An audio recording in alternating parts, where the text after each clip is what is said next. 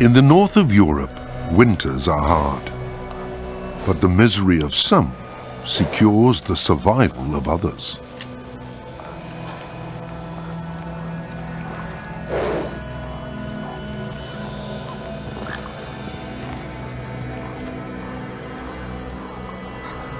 In Scandinavia, golden eagles live in the mountains and the lowlands. They are capable hunters, but still they can't survive without the victims which cold and snow claim every winter.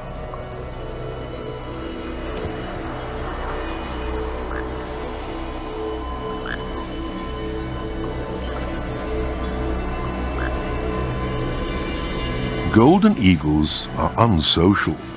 They don't tolerate other eagles near their loot. One of them is driven away in the end, even though there is enough for both of them.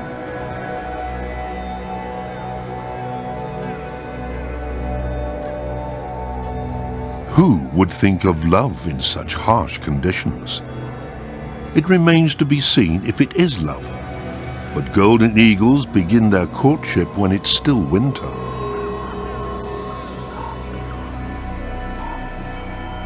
Long before the spring sun melts the snow, the ice is broken for the two eagles.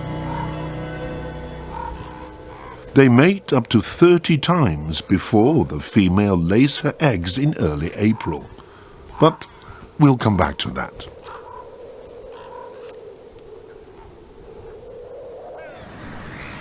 Survival is paramount. An elk cow has fallen victim to the Scandinavian winter and is lying on the edge of a fjord, well preserved thanks to the icy cold. Eagle eyes have quickly discovered the huge food reserve. Now they're racing to get the first and biggest chunks.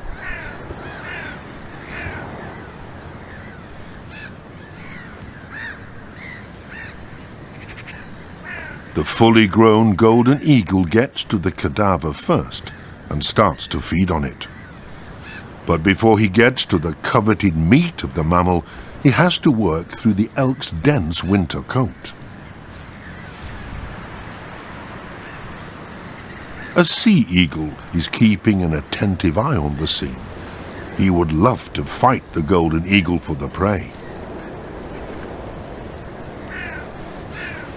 It seems to be worth a try.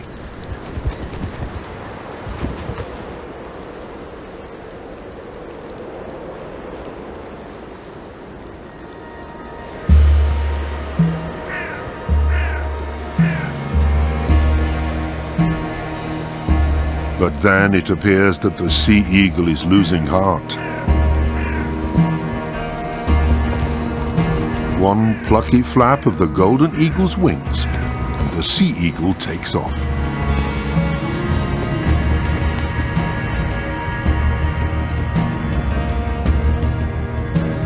A second sea eagle swoops down from the perpetual dark grey Nordic winter sky.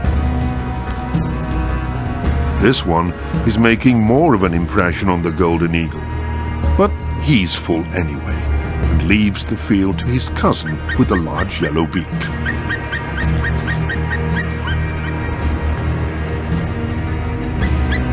In Nordic mythology, Reisvelgia is a giant in the shape of an eagle who brings wind over the land.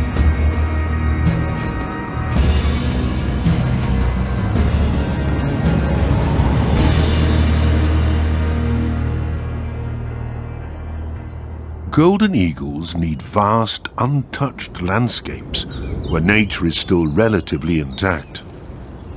Today, golden eagles mainly live in the mountainous regions of the Alps and the Carpathians.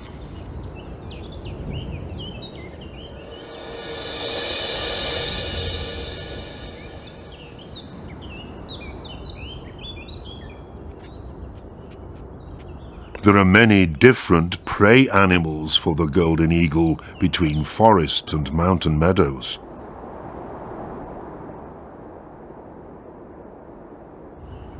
Although there are fresh twigs in the eyrie, the nest is not yet in use.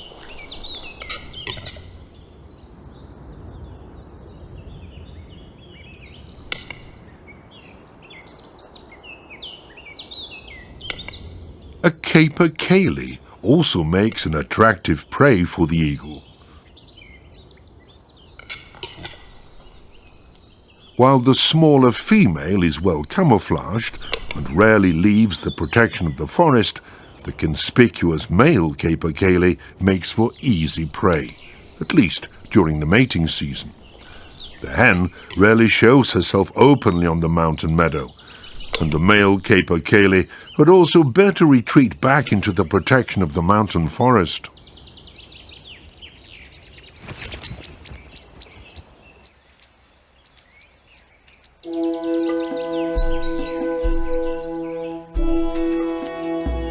A warm wind is blowing through the forest. Nature is waking from hibernation. It's thawing.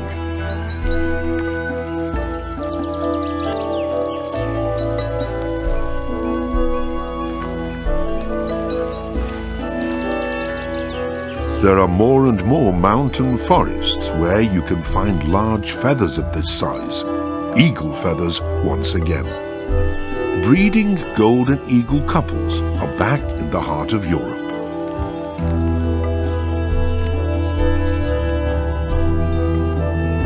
The eagle population also depends on the prevalence of their preferred animals of prey.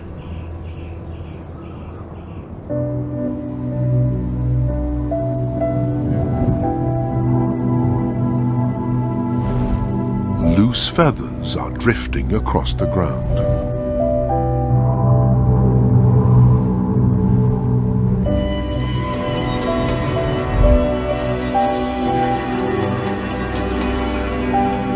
A capercaillie has become the victim of his testosterone levels.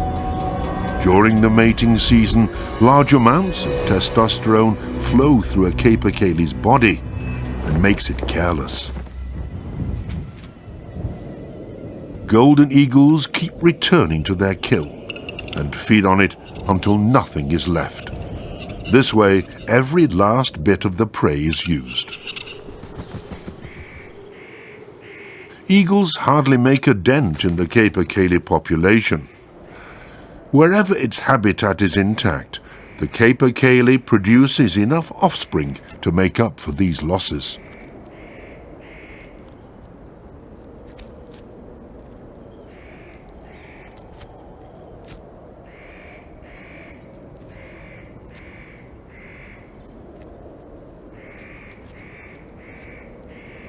Once a species of prey becomes rare, the predators will change over to other, more common species.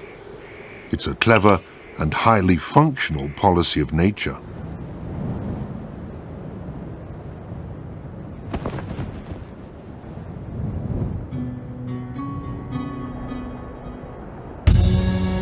The eagle cruises above his territory, but this time he is not on the lookout for prey.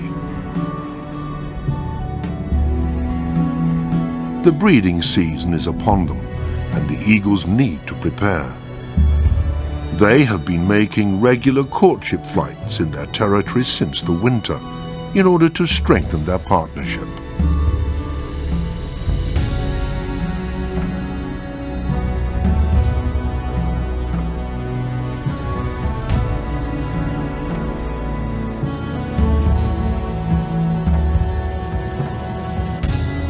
Free as a bird.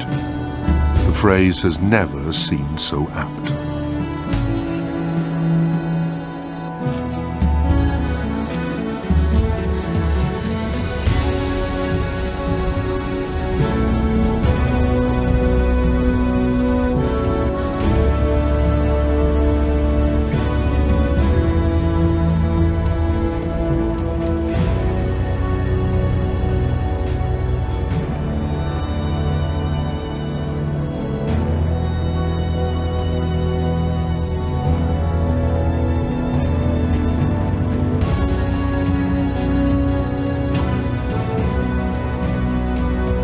Somewhere on a scraggy tree, the two golden eagles finally land.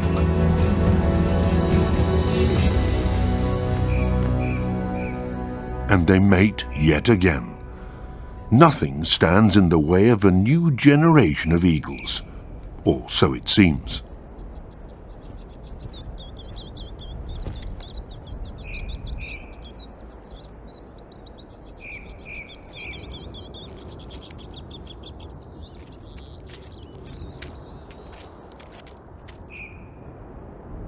This is the ideal habitat for a golden eagle, a varied hunting ground and old mixed woodlands for breeding. Here is where the story of our eagle chicks begins.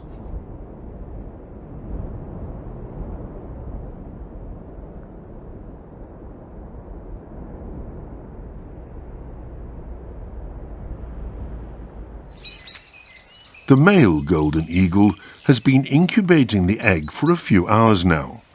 It's the only egg the female laid a few days earlier.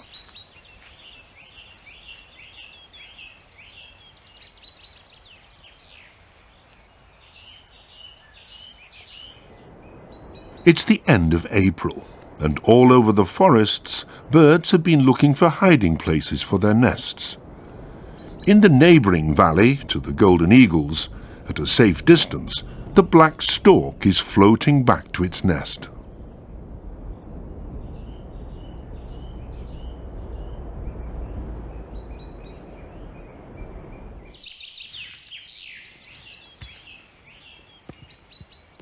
Now that spring has sprung, the eggs need to be kept warm at all times, on both sides.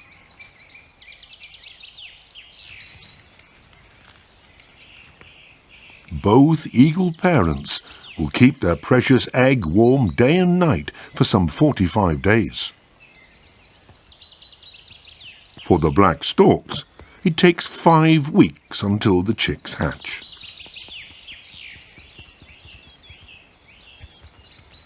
Body heat is the most important factor, but without sufficient padding and insulation, the egg can't develop.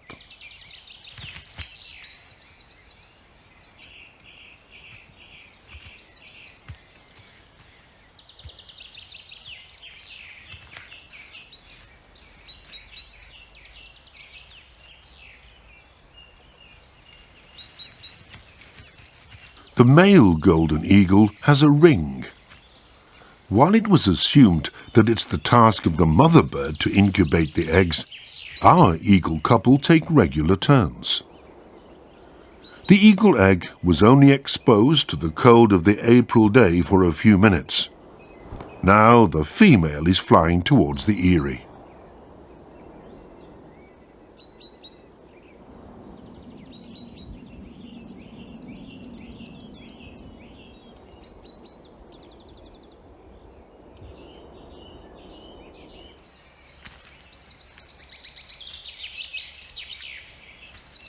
Carefully, the ringless mother eagle settles on her egg.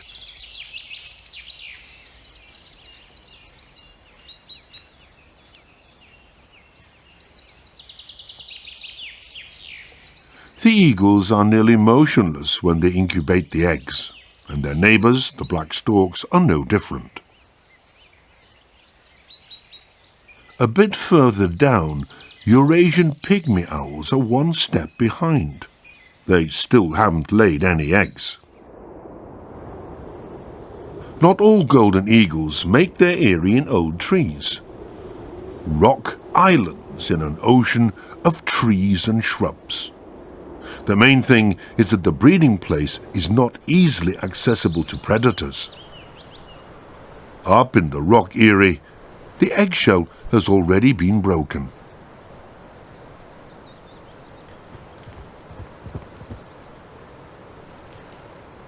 Here 2 eggs were laid, from which 2 golden eagle chicks have already hatched. It's mainly the mother who keeps returning to the eyrie with green twigs of coniferous and deciduous trees. This way the nest keeps growing during the 2.5 months of raising the chicks. The father's task is to provide food. He regularly supplies the eyrie with prey animals, which the female divides up and feeds to their offspring.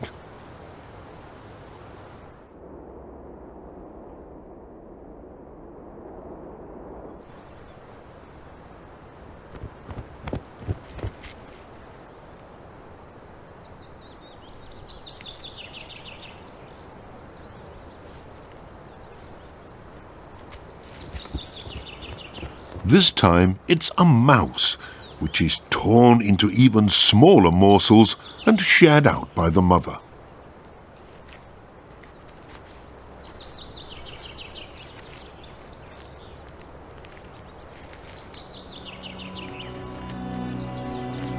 "95% of all golden eagles hatch in a rock eyrie. The rest of them see the light of day in an eyrie on a tree, like our eagle couple, with their eyrie in an old fir tree, who only have one chick to look after."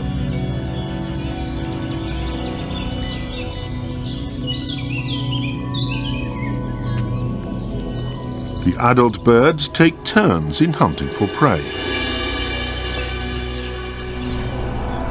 Whenever wild prey animals become scarce, the fowl kept by humans suddenly become very obvious to the golden eagles. It's the perfect sitting game with a view of the pigeon loft. It's a warm day at the end of April. The eagle chick is plagued by annoying flies, just like the Eurasian pygmy owl a bit lower down. The largest and the smallest predatory birds of the mountain forests are tormented by the same pest.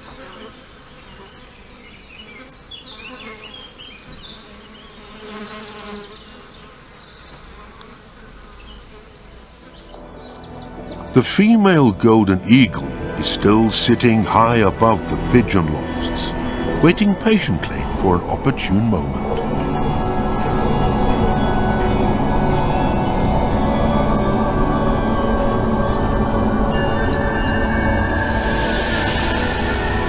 In the meantime, the male has been successful, returning to the eyrie with what's left of a slain pigeon.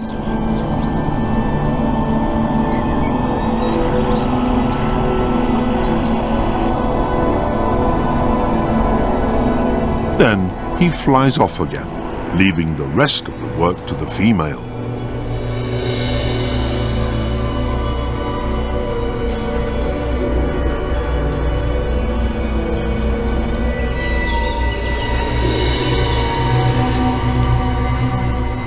It's always she who tears up the prey and feeds it to the chick.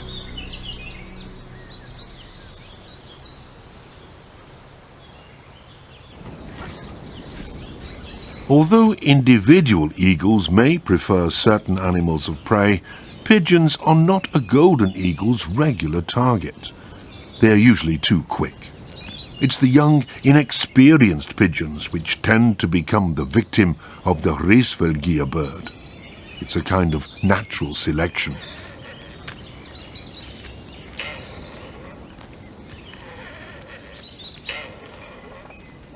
The eyrie of the golden eagle is slightly smaller than that of a sea eagle. It's 1.5 meters in diameter and roughly 1 meter in height, similar to that of the black storks in the neighboring valley. Here, 3 insatiable young birds are waiting for their meal. In the eagle eyrie, the mother has to present tiny morsels of prey to her little one. At the black stork families, whole fish is again on the menu.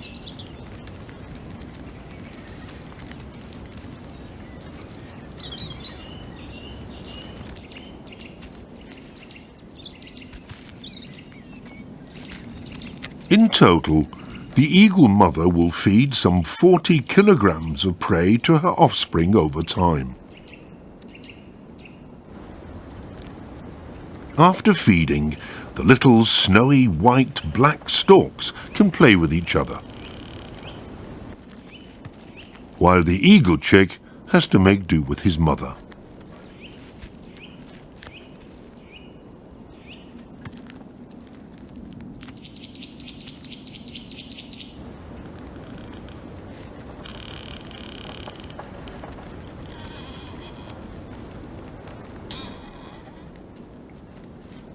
When it gets cooler, the female offers warmth and comfort.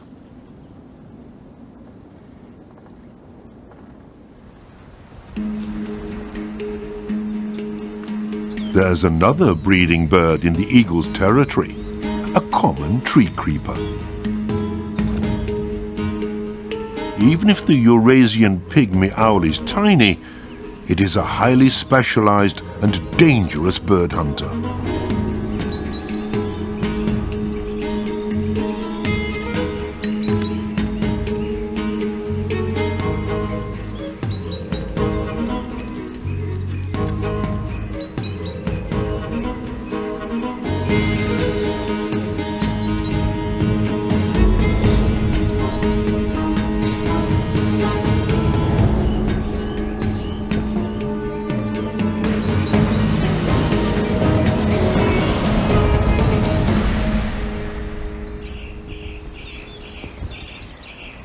A Eurasian pygmy owl will kill over 200 songbirds and small mammals to raise the offspring of one hatch.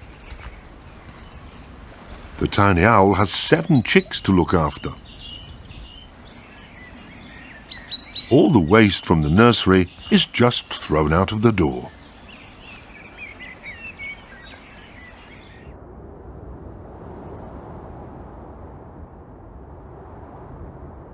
The eagle mother keeps taking green twigs of coniferous and deciduous trees to the eyrie.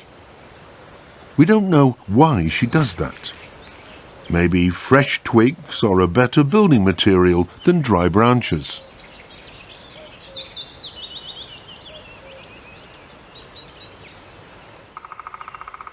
She's always keen to keep her eyrie spick and span.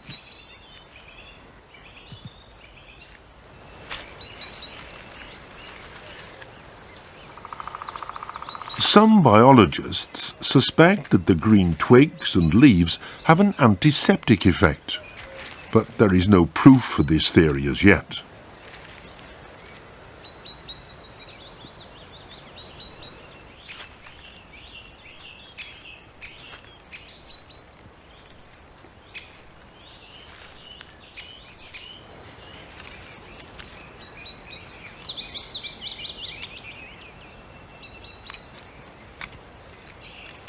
The struggle to feed their offspring and to maintain the nest's furnishings completely fills the eagle's day. The eagle couple will use this eyrie for many years. They will keep repairing and expanding it, just like the black storks do.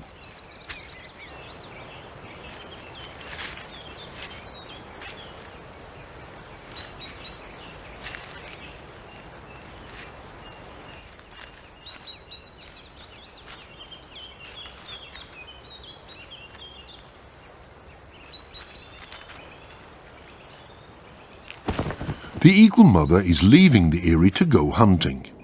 It's early May and warm, and the chick doesn't need to be constantly kept under her wings anymore.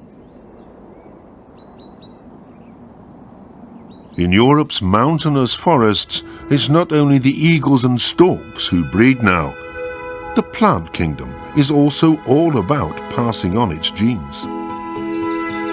Old Locuno's mixed beech forests are also the home of Europe's most magnificent orchid, the lady's slipper orchid.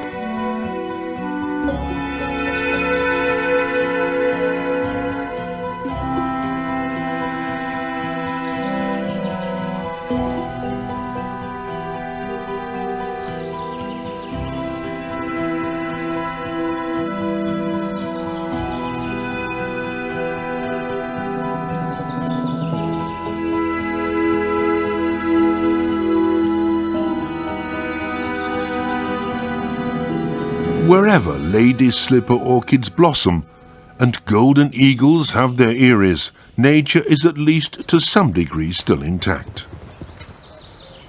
The male golden eagle is bringing another rodent to the eyrie. This time it's a huge water vole. And the female is bringing another twig, but she immediately takes over control of the nest.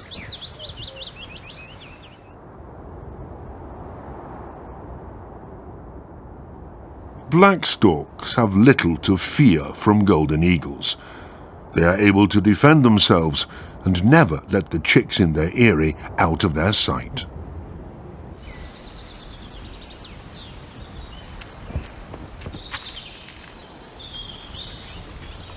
Here, both adult birds are responsible for feeding the young chicks.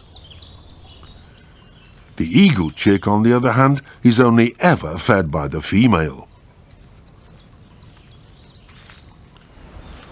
The prey, rich in protein and energy, which is brought to the nest for weeks on end and is then digested here and there, means the concentration of nutrients is enormously high.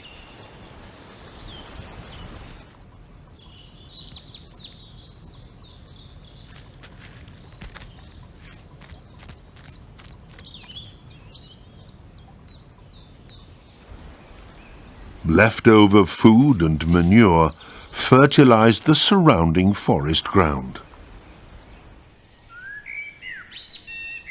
That's why there are nutrient-loving plants, such as the common nettle, growing underneath the eyrie. Wherever the common nettle is thriving, the red admiral also flourishes. The caterpillar of this butterfly feeds exclusively on common nettles.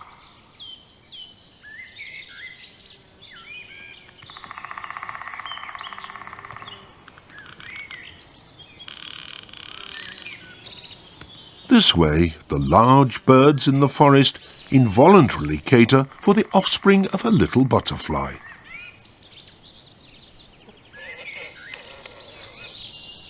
Whereas the storks need a total of 100 days to develop from edge to fledgling, the admiral takes less than a fortnight.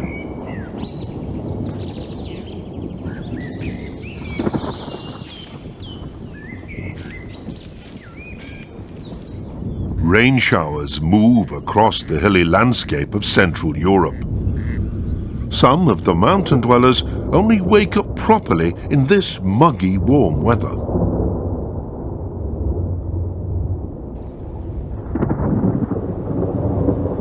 The eagle is patrolling the edge of the forest. He doesn't particularly like hunting inside the forest. Most of the small animals live in the mountain meadows between the old trees.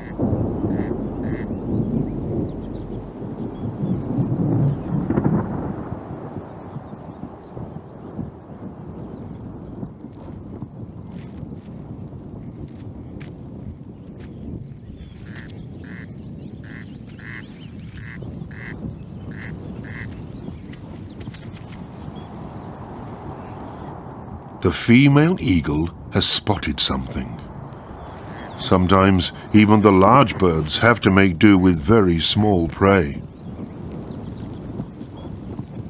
The male has been watching what's going on and glides across the meadow towards his partner.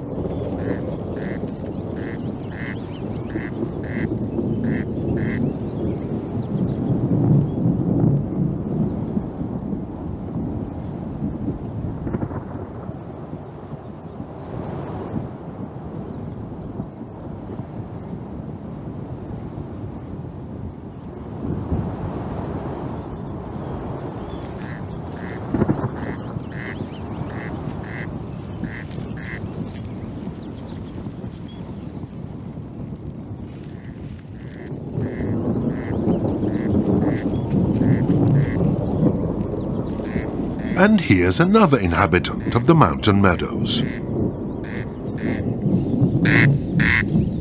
The corncrake with his funny song.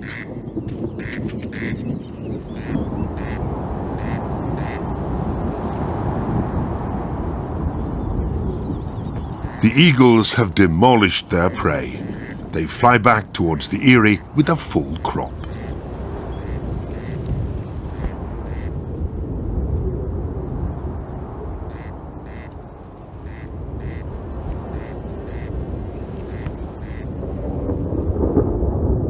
Although temperatures no longer drop so much in early May, a young eagle can quickly cool down when his downy plumage gets drenched in the rain.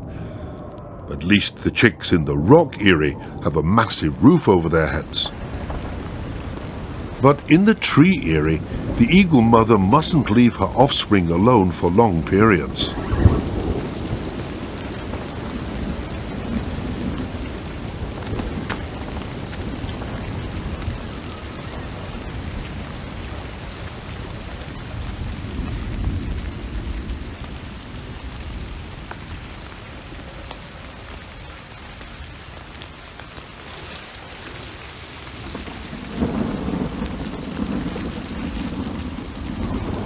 chick, with his delicate downy plumage, doesn't fit under the adult bird anymore.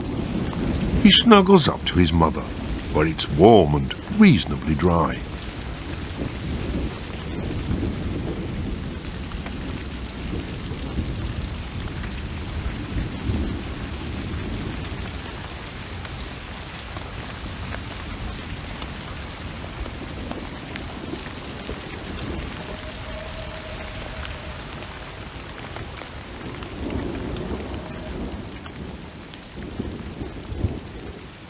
Sooner or later, the rain will stop. The forest is drenched. And the eagle chick?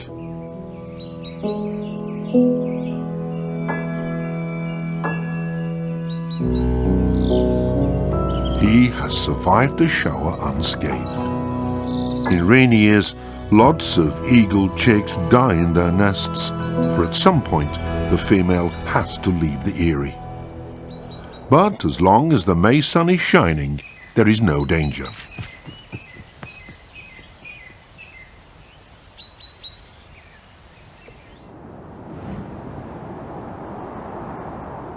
While the adult bird glides across her territory high in the sky, the young eagle busies himself with the food leftovers in the eyrie.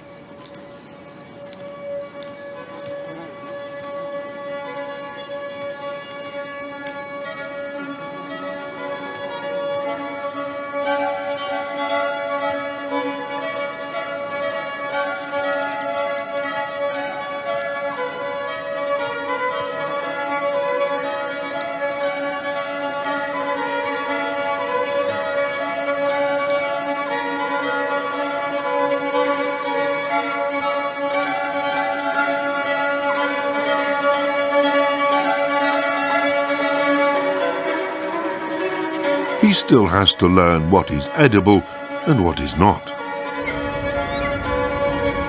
Daily eagle routine prevails in the rock eyrie too. The biggest distraction for the young ones is the adult birds arriving with food.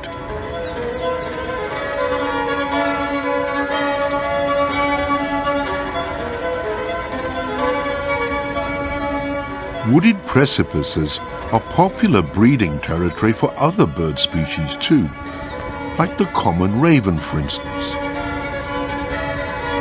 Being neighbors with them is not entirely free of conflicts.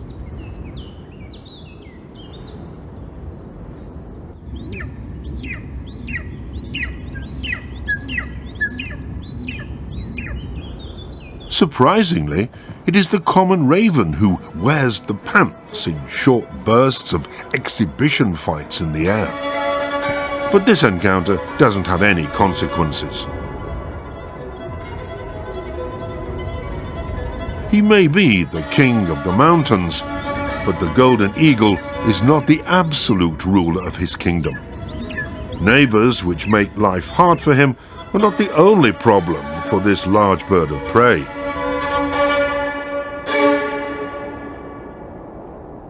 Even in natural forests, it is not always easy to catch prey.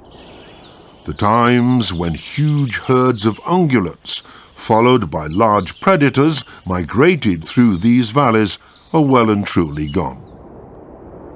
But wherever man cultivates the meadows, uncut animals like hares and fawns inevitably appear.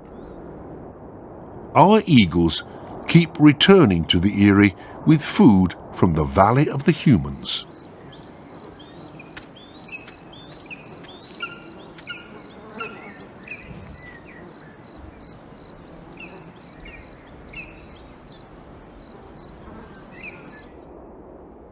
There is another troublemaker near the eagle eyrie, a common buzzard. Eagles are easily disturbed near their eyrie. The female keeps a keen eye on her environment. The common buzzard is the most prevalent bird of prey in Central Europe. Some 200,000 common buzzard couples breed here, half of them in Germany. But why is the common buzzard so prevalent? while the golden eagle is said to be an endangered species. The female eagle is leaving the eyrie.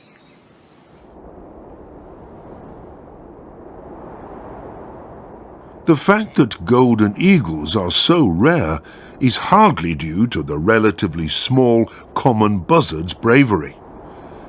He will even attack the large and dangerous golden eagle when he gets near the buzzard's nest.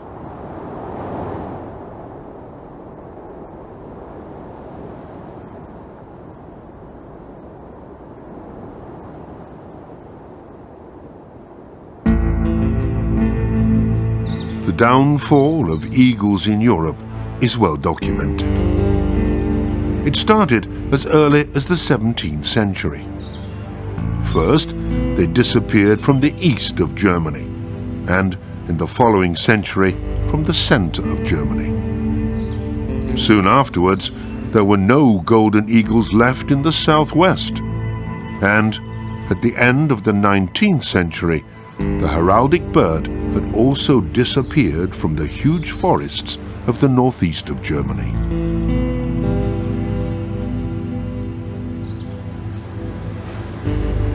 In the end, the last eagles had withdrawn to Europe's mountain areas, which were difficult to access. But why?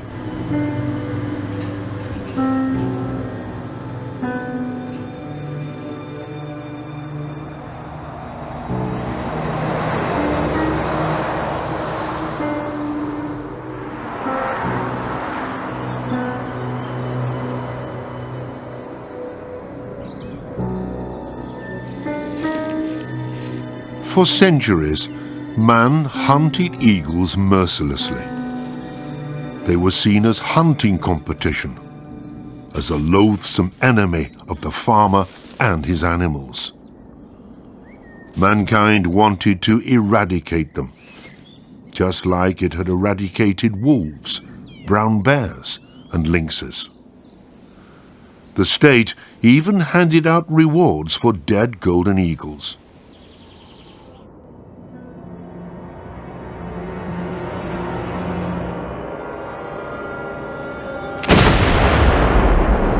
Today, birds of prey are strictly protected. Illegal shootings are rare.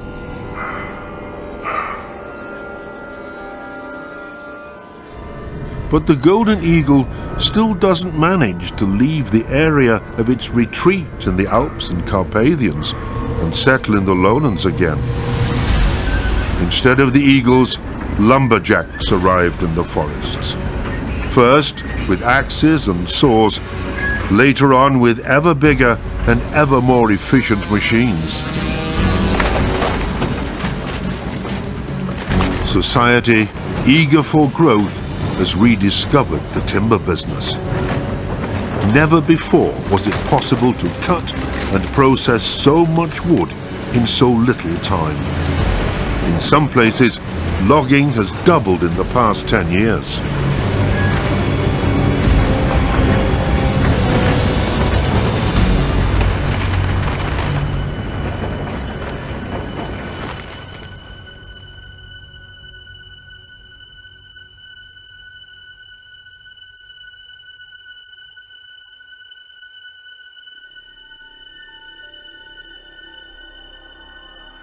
The demand for raw materials is ever increasing, leaving no room for natural, slow growth and decay. Our forests are becoming ever younger, denser, darker. The forest is increasingly an industrial estate for the timber industry.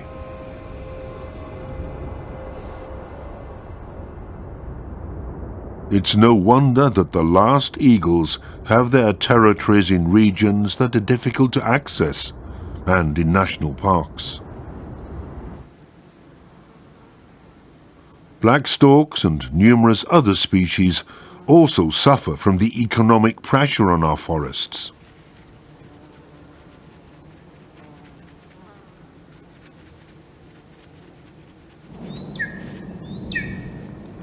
Since hunting the mighty bird of prey was banned, the golden eagle is at least no longer in acute danger of extinction. But how many eagles breed on this continent in the future will also depend on how the European forests are used.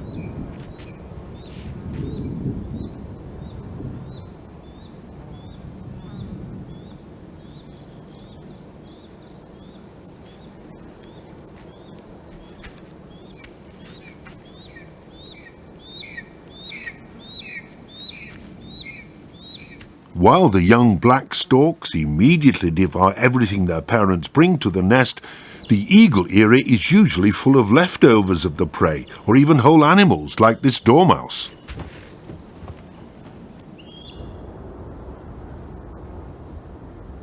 The female eagle goes out to hunt again,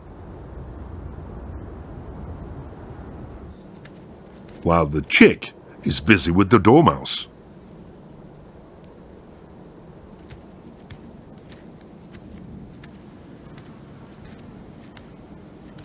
It still seems to be a good year for eagles and the other birds breeding in these forests.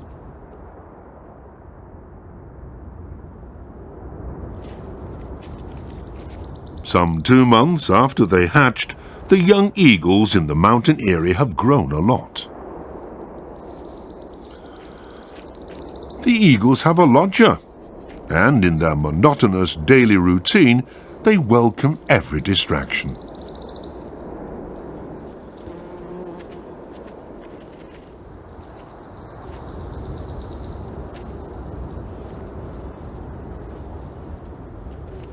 The bank vole seems to find something special in the eyrie. At least, he keeps coming back to look for useful stuff between twigs, grass and leftover food.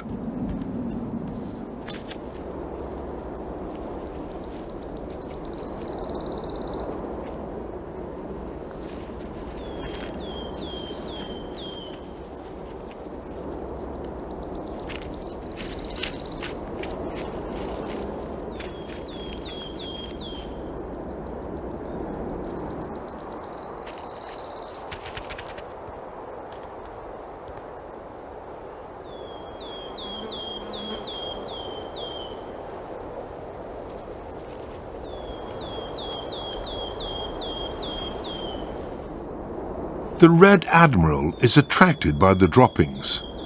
This is where he can stock up on mineral salts.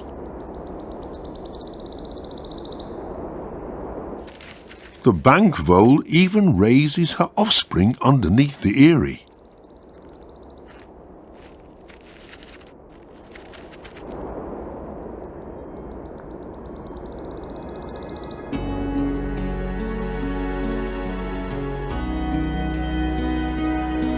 Weeks pass, and it seems nothing could dull the skies above the vast habitat of the eagles.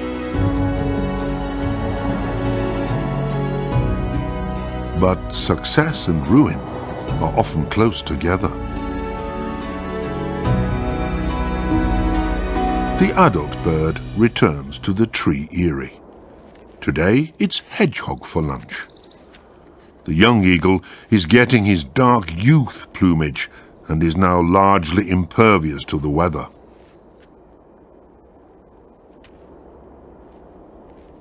Spells of bad weather are a danger to the bird's offspring, not just because of the wet and the cold. They can also be the reason why birds of prey suddenly have less to kill. Then, the young eagles, unable to fly, are trapped.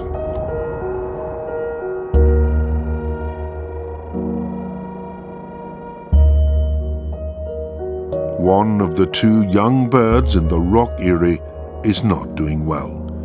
He is on his last legs.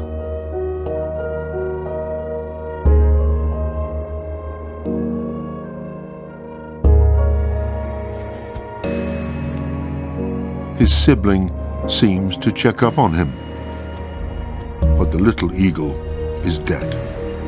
He almost made it.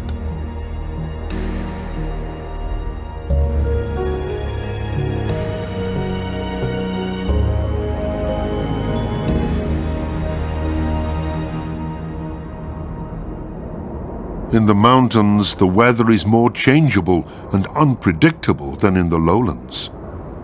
Many of the eagle's animals of prey will stay in their hideouts during spells of bad weather.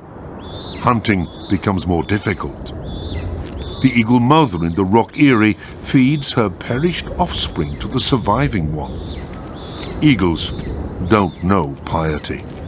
They have no morals. Survival is paramount.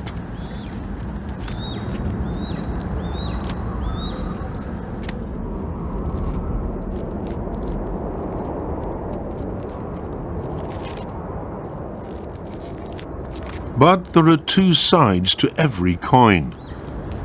Rainy spells are a threat to the golden eagle's offspring. But the so-called bad weather, on the other hand, creates the nursery of another mountain resident. Waterlogged car tracks are just what small grey amphibians have been waiting for. Yellow-bellied toads depend on copious rainfall. As their habitat will be gone again in no time, the toads waste no time mating. However, the two of them don't display the same fervour for saying, "I do."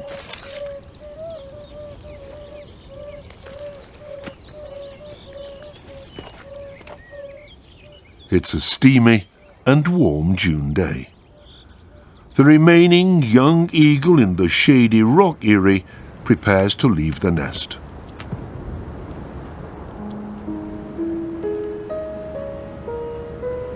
The adult birds stay close.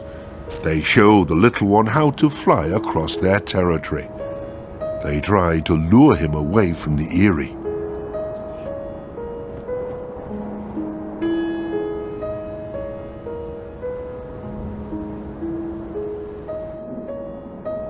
From time to time, the male eagle flies to the eyrie to deliver some prey.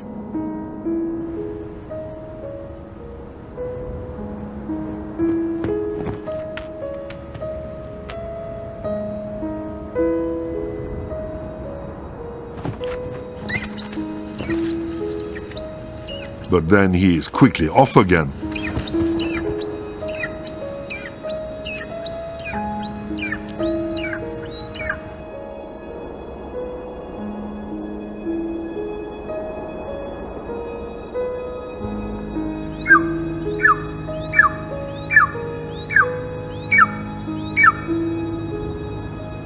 And finally, the young eagle with his chocolate-coloured youth plumage leaves the eyrie.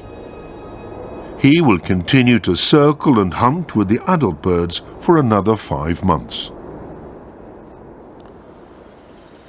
Now in June, there is an abundance of prey in the eagle's habitat.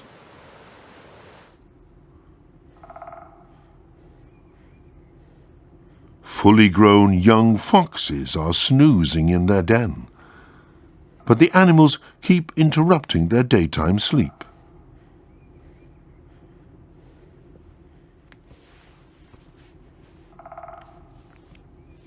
Then they are off on expeditions with fun and games.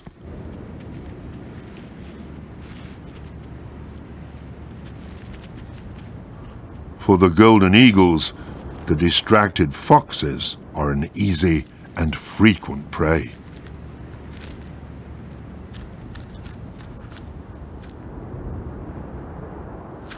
The eagle couple don't bring any more food to the tree eyrie. Now they feed themselves and later place part of their prey in exposed locations in their breeding grounds to lure the young eagle from the nest.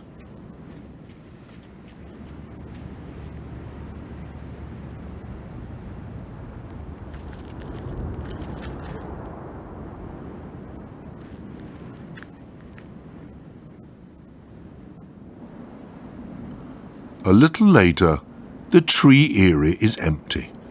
The young bird has left. He's already hopping and flying about his environment.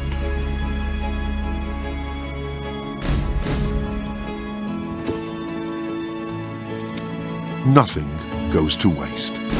Whatever the eagles leave will be taken by others, such as the Eurasian jay.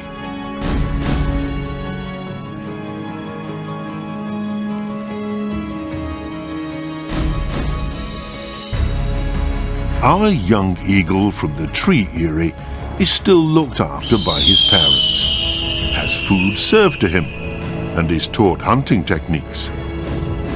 Next year, he will be a fully grown golden eagle, and at some point, he will have his own realm, and maybe his own eyrie.